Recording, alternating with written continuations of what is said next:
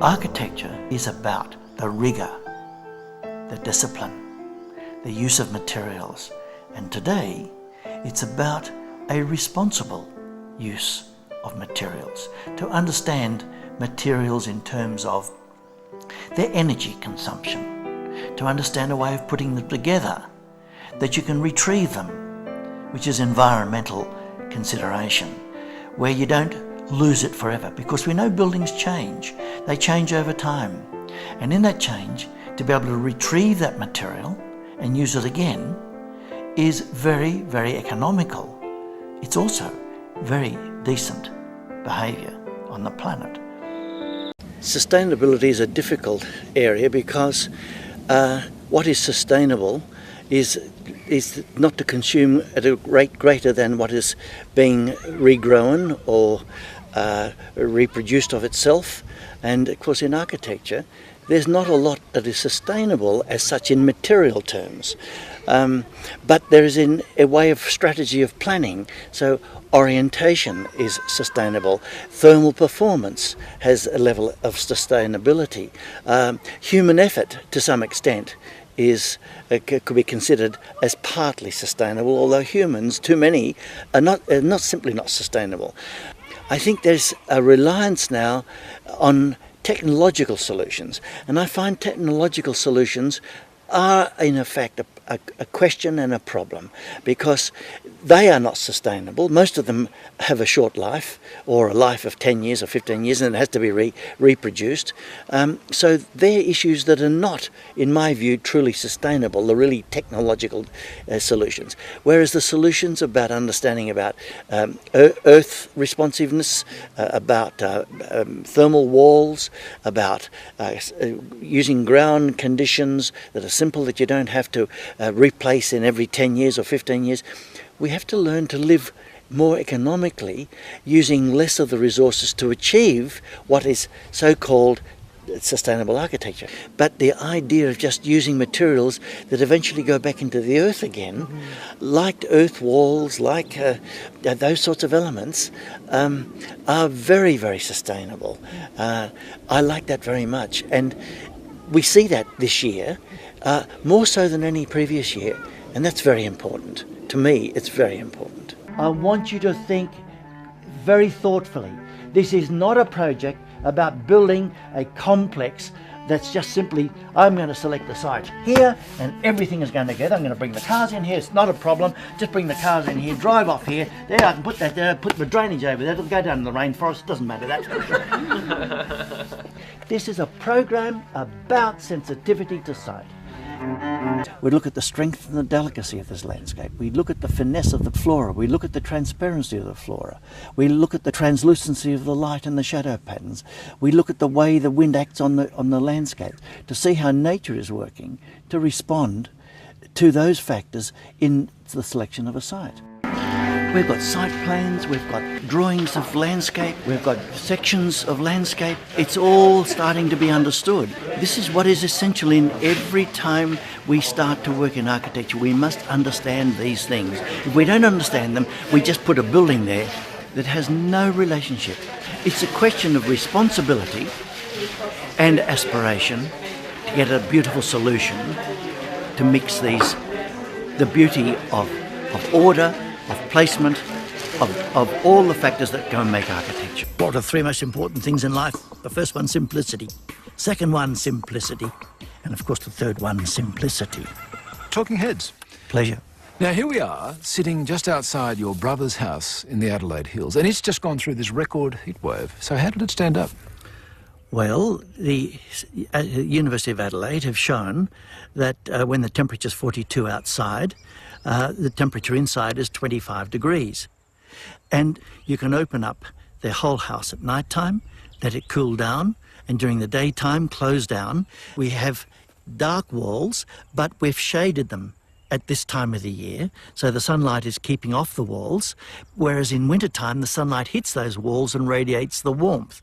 So it's not that complicated. Now, I might be tempted to call this a style, but you'd object to that, wouldn't you? Well, style doesn't have any depth of principles behind it. A style, you can do this or do that or do something else. This has nothing to do with that. This is understanding where the orientation is. It's understanding where the cooling winds come from. It understands that you produce the bedroom at the eastern end, because by the time the sun's gone to the western end, it's heating up enormously. The bedroom cools down, and you get verandas on the south, you get verandas on the north, and so you design it so you've got your winter sun penetration and exclusion of your summer sun to the house. And you work this house, and you work most of my buildings like you sail a yacht. You have to work them so that you understand how to get the best out of the climate without having to air condition. Now, I can see that style wasn't quite the word I should have used. I found silence by leaving the house, and I had set up in the bush a place where I could sit and draw and think quietly. That was my real reclusive place. From about the age of 13, my father took me on the hillside of Clontarf and examined the Angophora costatas. At the top of the hill, we could see the nutrients were far less, the trees were smaller, the leaf structure was smaller. As we went down the hillside, the structure was greater, trees were larger, nutrients were higher. And it has been with me for the rest of my life, the understanding of place, and it has guided me in the design of my architecture. I set about designing my own aeroplanes. I learnt how air moved and why a wing gave lift. We built a boat together, a racing skiff. It was a great experience because sailing teaches you about wind, it teaches you about water and how you can capitalise on tides, how you can capitalise on wind pressure increases, all those things. So the junction of flight and boats has stood with me all my life. Water has always been very important to my life, to understand the currents, the pressures, the light and the shade. It taught me to look beneath the surface of things.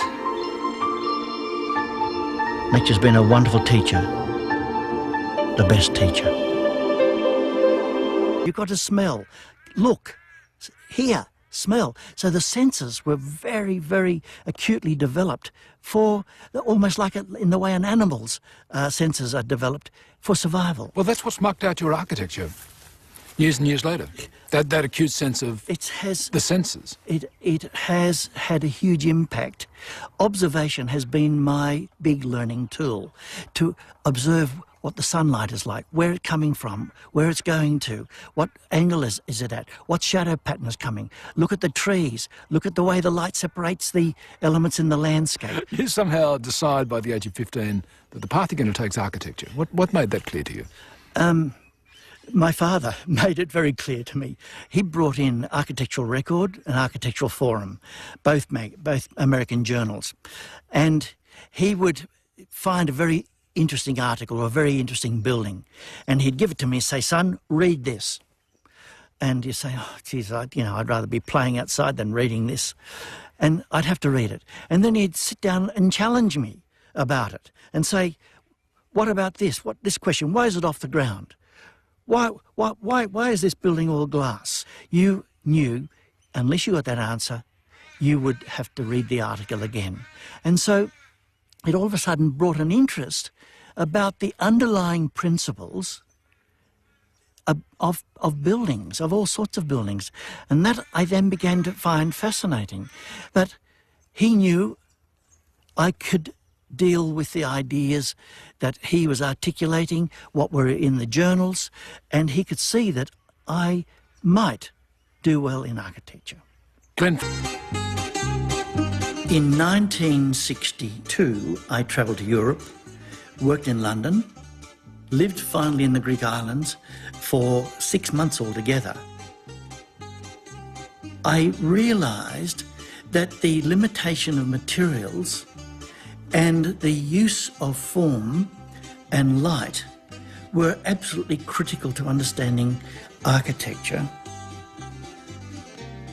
I also learnt what it was to be in a courtyard, to be with a group of people, and to be in this courtyard, surrounded entirely by walls with this beautiful light, beautiful food. I said, This is life. This is architecture. And on to see Alto's work, which was just for me an opening up of the possibilities. He was an architect, a man who actually worked with the land and not against it. In a shorthand way, some people might say your architecture is environmental architecture, but it's not quite the expression you'd use to describe it, is it?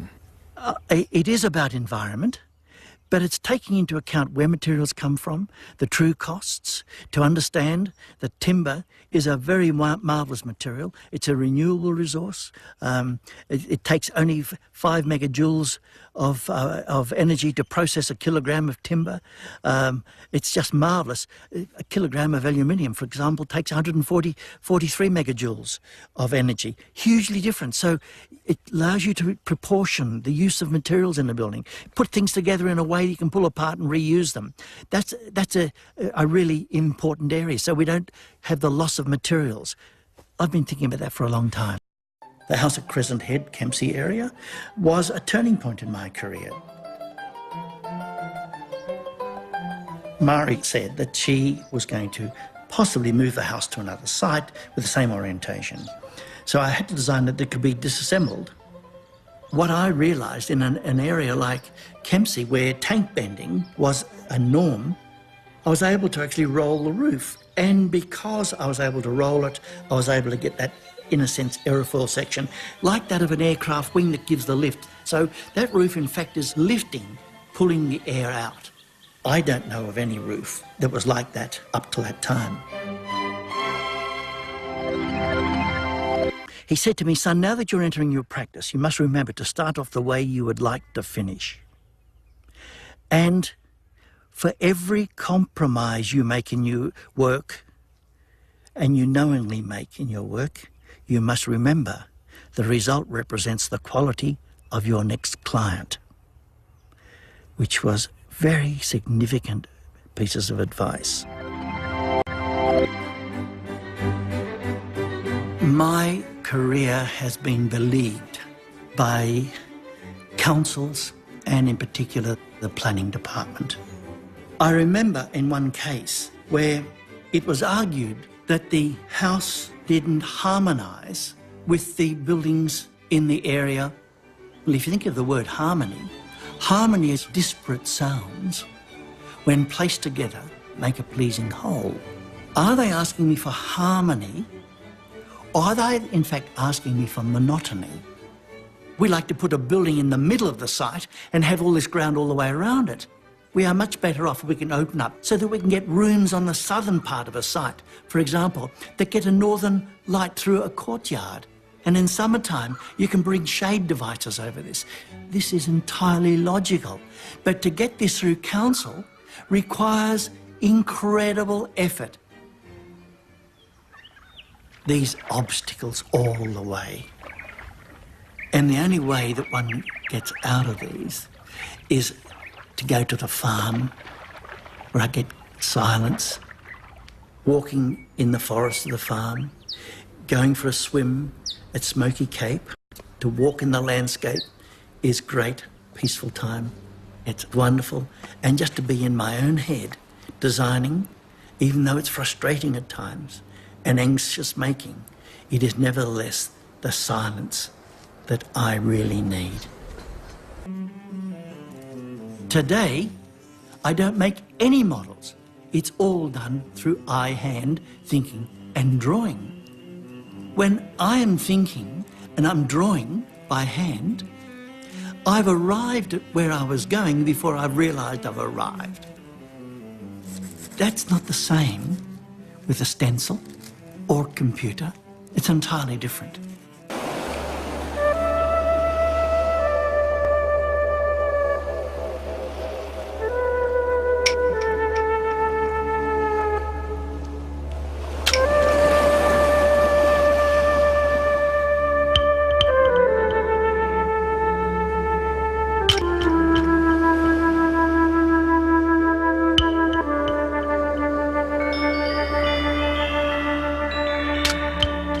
Of all Murcutt's celebrated work, there is perhaps no rival to his latest effort at Yirrkala on Cape Arnhem in the Northern Territory. Existing housing, shacks of spectacular ugliness, ignore cultural and functional needs. Clients Mambra Marika and Mark Alderton have worked with Murcutt to finally give Australian Aborigines a share in the world's best contemporary architecture. Mambra's got a personal history of herself and her family having been shifted from box to box. And it's almost as if they've tried to compress, because of other people's paranoias, they've tried to compress all of a culture and a lifestyle into a little box to get it off the street almost. And now, with this project, it's an invitation. Glenn's offers us an invitation to Mambra, particularly to expand and to reveal the culture. For me, the pleasure's been has finally come through after the 4 years of battle that we've had locally here with the bureaucrats and the ignorant ones that didn't understand this project at all. From the point of view of an Aboriginal person, the needs of such a house. And now having to see the house built. And you go up there from time to time and you get the builders to explain to you what's happening here and there. It's just all very exciting. Produced to a bare bones budget, the architect, builders and materials suppliers have donated considerable time and money to ensure the success of the house. It shows every evidence of hard labour and soft hearts. I can reduce the sashes a little bit, and like you say, put that shadow line or like the slat on the. From very early in my practice, I realised that there was something wrong with building in this country, and that was buildings seemed to be very ponderous and very heavy. It occurred to me that what we really should be doing in many parts of this country is building very lightly, and so to touch the earth lightly was very important to me. It allowed the water to move under the building. It allowed the air currents to move around the building. It gave me the ventilation patterns I wanted, around, over and under the building. Now that doesn't apply throughout the whole of Australia, but it does apply to many parts of this country. And of course in this corner here is going to be where your window is, which looks back to your billabong and your water hole. And it's very important, isn't it, this sort of thing to you? The location of the room in relation to the mangrove, the freshwater mangroves, to the sea and to your billabong at this end of the house. It'll probably feel more at home having to be exposed to that environmental connections. Yeah. And of course all the floor will be slats and open, so the air will come up from that as well. And the whole spirit of being within the building and yet outside the building. And the outside to be connected with the inside. And the building could be modified so that you could feel as if you were just a platform outside. I mean, this is a house for one family, one need, and I'm sure everyone's different. And, you know, there has to be some cases where there's more than one family. Of course. You know, you could have two smaller buildings separated from one another where two families are here, but they shared certain things. And that's also possible. All those sorts of things are within the system. Are available, and that's the sort of thing we can talk about in future for other developments in Yirrkala here. So more or less saying that, you know, a house can be developed and expand. Exactly, under this system you see everything.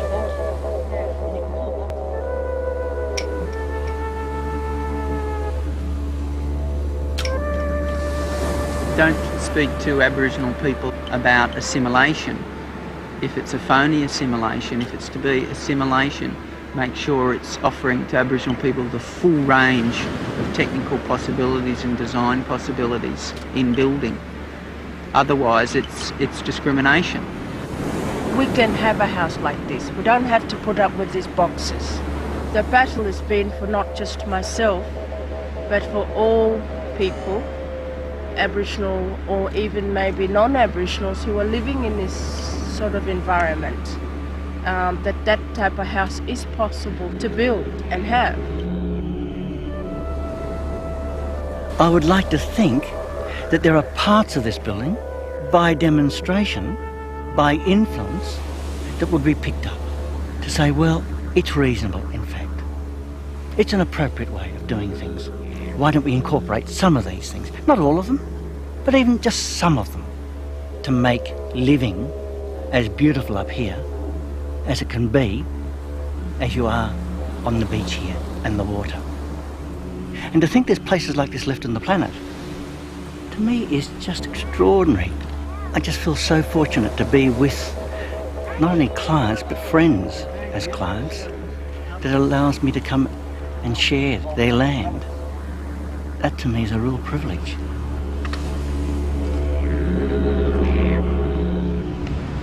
Remember, you're not coming back here.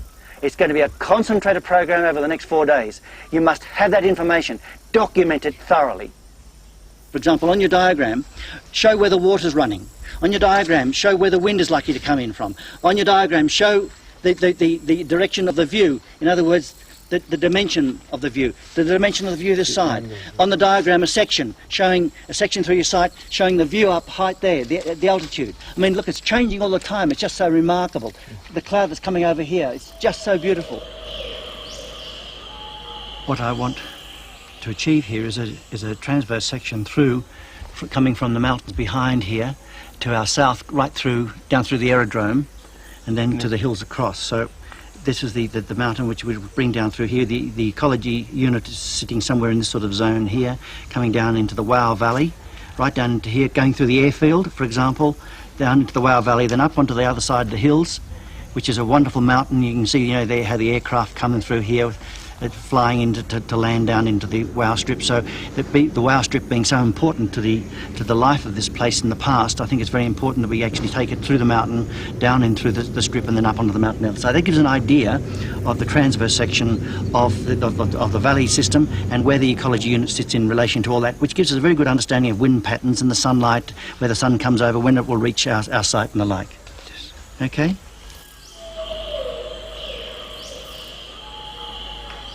Since 1970, Murcutt has operated alone and consistently generated work of extraordinary force and quality. There is no precursor in Australia to such original architecture.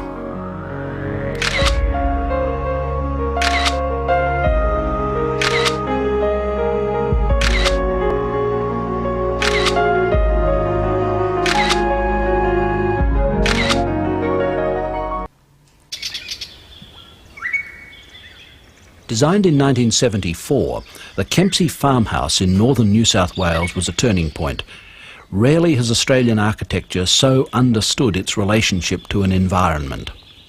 The landscape has informed me very much.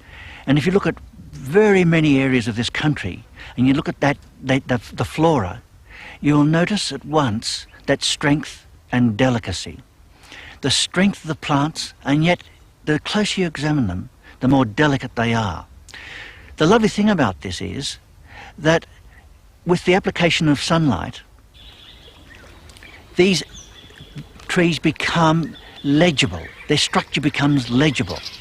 I've been very interested in translating that into my architecture so that the buildings are legible, so that you look at the trees and how they get lighter and lighter and lighter at the edges. They actually feather against the sky.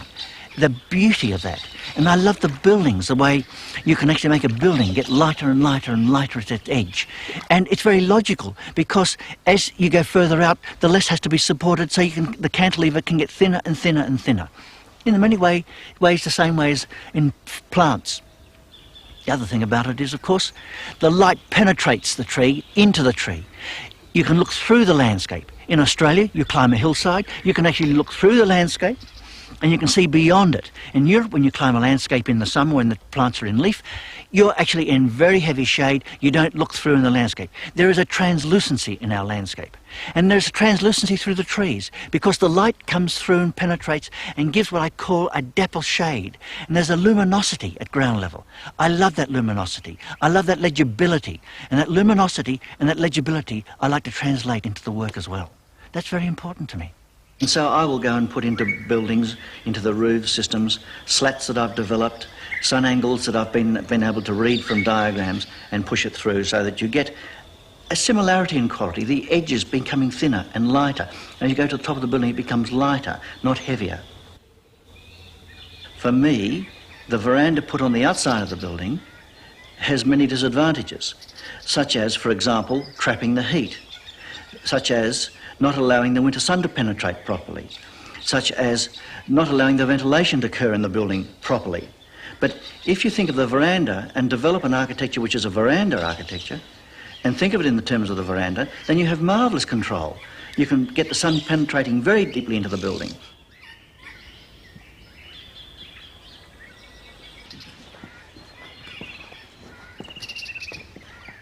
One of his most recent designs, the Mount Wilson House, west of Sydney, celebrates a particular affection for and understanding of the Australian bush. Meticulously crafted and fabricated, the architecture reflects his passion for things done simply and things done well. It echoes to the words of the 19th century philosopher Henry Thoreau, whose dictum, "Simplicity, simplicity and simplicity," has helped to mould Murcutt's design attitude. The house resonates in this environment, admitting the full range of sights, sounds and light. The other thing about this light level that we've got in Australia is that it is really clear. It's a very clear light. It serves to separate the elements in the landscape. In Europe, the light levels serve to connect the elements in the landscape. Fred Williams discovered this. Maybe others have discovered it as well. But it is very, very right in the areas in this country that I'm working, and that separation of those elements produces that legibility, reinforces that legibility. And so I'm able to use various materials. And the thing I love about use in, for example, a material like steel, is that it can get the fineness and the strength at the same time. And that is a really very close translation for me in the Australian landscape. The Magni House in Paddington, Sydney, appears almost identical to its neighbours. Inside is a vastly different picture. The result is a house transformed.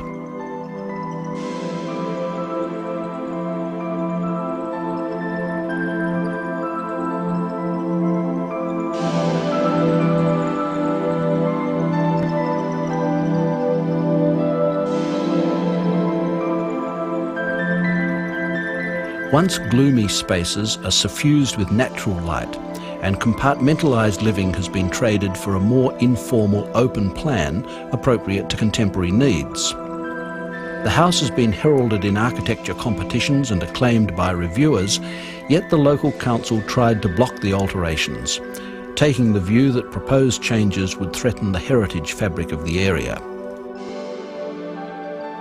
Only after successful challenges were renovations allowed to proceed.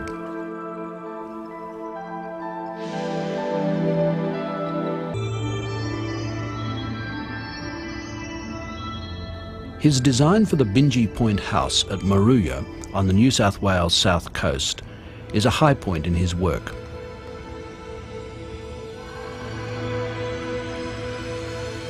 It has come to symbolise a rare originality in Australian architecture.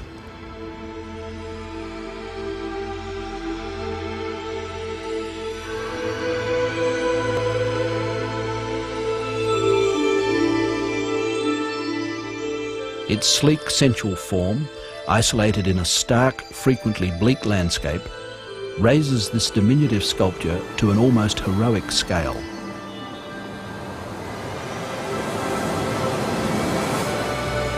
Its wave-like roof and broad spouting celebrates water collection. Filtered light and curvilinear forms help create comfortable spaces brought together under one roof. Used primarily as a holiday retreat, the brief called for a house that was robust and highly functional, yet appropriate to its setting. Its curved wave-like form extends through to the interior, which once again makes a quite remarkable connection with its environment. Winter sun easily penetrates its narrow-waisted body, while louvers and ventilation tubes provide efficient summer cooling. The house refines and streamlines the concept of the steel and glass light trap. In the process, it has become one of Australia's major contributions to 20th century architecture.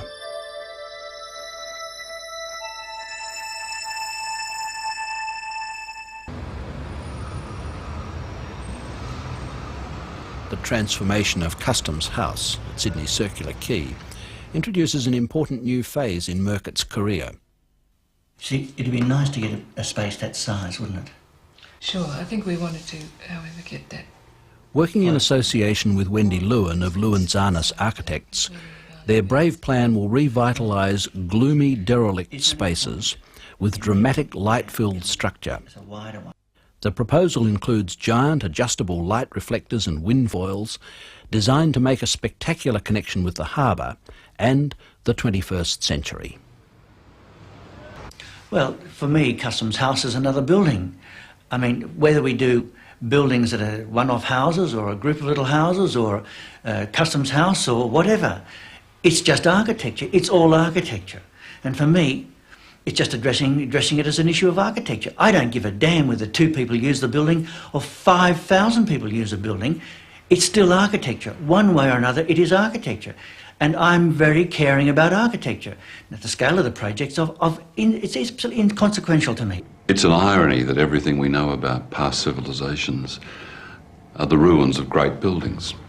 Very little of ordinary buildings survives, very little of the domestic structures that people lived in. So we're used to thinking about history in terms of soaring architecture, whether it's Gothic spires or pyramids. But oddly enough, we don't look at our own contemporary buildings with the same sort of sense of awe or reverence. Not that many of them deserve it, but some do. And of course, it is said by architects, I guess, that architecture is the ultimate art. I think there's a pretty good case for that, a pretty strong argument that that might be true, which means that we need architects who are aspirational, who are bolder than the current crop. We need them to think big, not necessarily in terms of the scale of the building, but in terms of the humanity that they try and express in their building. It's not enough to simply take the commission, take the cheque, and walk away leaving a 20th century ruin behind them, is it? So let's have more Murcutts, let's have more people that take on the establishment, let's have more people that care about buildings, because if the architect really cares, I think the punters care too. He is to architecture in Australia what Fred Hollows was to medicine. He's a wild man, and it seems to me that most of the top architects in Australia are all trained by reading The Fountainhead by Ayn Rand. They've got incredible arrogance. They then attach themselves to wealthy patrons and besmirch the landscape with these monstrous phallic things that all over the place. Whereas Glenn is, as far as I know, about the only one who's really committed himself to doing something useful with architecture. And his work in Arnhem Land, I think, is a case in point. When you talk about the Australian suburbs, you raise the real problem of Australian architecture. The architects throw their hands up in the air and say, don't blame us, we didn't do it. Well, if they didn't, why didn't they? Are architects such a bunch of wimps that they haven't been able to become players in this, in the brick venereal disease? That's not a good enough answer. Architecture in Australia is synonymous with big buildings and with posh buildings for the private sector and for government. And apart from a couple of deliriously beautiful buildings stuck here and there on private blocks, that's where reputations are made. So if our suburbs are a national and international disgrace, and I think they are, at least in terms of the quality of architecture, then architects have got to bear the burden for that. They can't say, look, it wasn't our fault. The buck stops with the profession. And that involves, of course, being active participations in the political process, in not simply being lickspittles and forelock tuggers to developers, but people who challenge their notions. And so there's got to be a better way, or 2 or 3 better ways. I think that's probably the significance of Murcutt. He's the monkish architect, isn't he? He tends to work on his own, design building on the back of envelopes and things like that, which I rather like. I think that's all. Rather a sense of spontaneity. Clients are prepared to wait years and pay handsomely for that spontaneity. Even the daunting prospect of confrontation with local council proves no deterrent. Oh, he's a great fighter for his ideas. If he's convinced of something, then he will really go for it. If he can convince you of it, then he will really go for the local council if it doesn't want to approve it. They may have to process 1,000 applications in a year, and there'll only be one Murcutt in it, in that 1,000. And it'll stand out, it's different. So it's harder, and so it'll have a harder passage through the process than will the norm. I don't know why I've got to fight for things that are just reasonable. I'm not doing outrageous things. I'm doing things that, on the whole, I consider rather conservative works. Councils obviously don't see them as conservative at all. But the council's conservatism really dates back to about 1912, and anything beyond that is pretty modern. That's a real problem. And what I tell them, don't forget, 1912 was once modern as well. I think we've got to admit Australian architecture has generally failed dismally.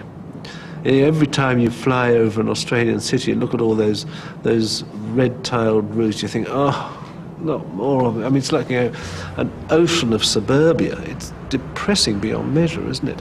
And so many of them seem inappropriate. I mean, a red brick, red-roofed house with small windows seems totally inappropriate for the country and the climate in which we live. It seems completely dotty to me. When you see a subdivision taking place out in the western suburbs of Sydney or Melbourne, wherever it is, the true cost is not really being paid. The whole society is paying that cost. And unless we start to understand that communities come about density, communities come about by zoning changes where you don't get monocultures, mono-environments, they are deadly. Most of these mono places are absolutely deadly. Like anything, they are likely to create their own death. What's happening now by most councils is that they're, in a sense, directing the community to build in the manner of Disneyland. Now, Disneyland's fine, but to have to live with it all the time is just beyond the pale. And for me to have to design with council having that in mind is just a total impossibility. I'm frustrated. I'm not angry. No, I'm not angry. You know, you can't be angry, in a sense, with ignorance. Ignorance, there's no excuse for in a way, but when a society, from childhood through to adulthood to university education, only a minuscule percentage that happen to do art at high school get any sense of visual literacy, any sense of design, then how can you expect a society out of that education to be any better than we are? In all those years of practice, what's given you most satisfaction? Well, 39 years of practice, I've met so many clients, and all of them, without exception, maybe one or two exceptions, I can say it'd be wonderful to see them again and to be able to know that our friendships have been developed through my being their architect in that process. Thanks for taking us through the contours of your life. It's been great. Thank you, Peter, very much.